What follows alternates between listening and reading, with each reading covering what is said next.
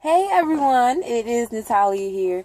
I'm in the car, but I was just thinking. I've been out and just doing some stuff, and I've just been thinking about you guys. I've been thinking about the Lord. I've been thinking about the young women in this purity group. I've been thinking about our culture. I've been thinking about a lot since I've been out.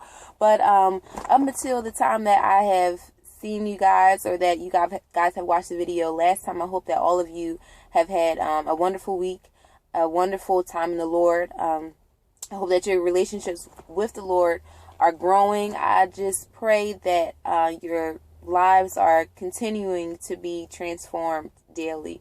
And that's kind of something that I just wanted to talk to you guys about right now. As I've been out and I've just been looking at people throughout this entire week, as they're out and they're shopping or they're on, in their normal routine, I thought about how important it is for us as Christians and for us as women who desire to live purely or upright before the Lord, how important it is for our minds to be renewed. One, because if your mind is not renewed, this whole thing of purity, it will not make sense. Because it's like, okay, why do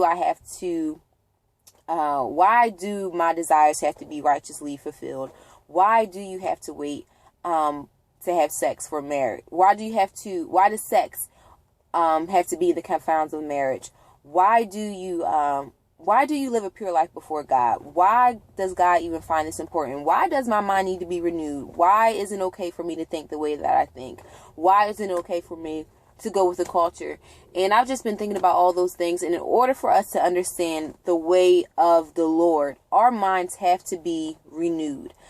We cannot think the way that our human nature or how our flesh wants to think. We can't walk in the way our flesh wants to feel. We can't gratify our flesh with every desire that it has. Our last video, we talked about how in the Bible, it talked about a group of people who said that whatever I do in the outside of this body, it makes no sense to me. The same way that I eat is the same way I'm going to indulge into sexual sin, into sexual acts. And we know that in being a believer of God and being a woman of God who desires to live for God, we can't think that way. And we can't, every time we have a sexual desire, we can't go and fulfill it. And so I've just been thinking about that, and how in order for us to really get this thing, our minds have to be conformed. I'm trying to fix this. Our minds have to be conformed and transformed to think the way the Word of God thinks, to think the way that Christ thought while he was in this earth, how he was in this earth, but he knew no sin.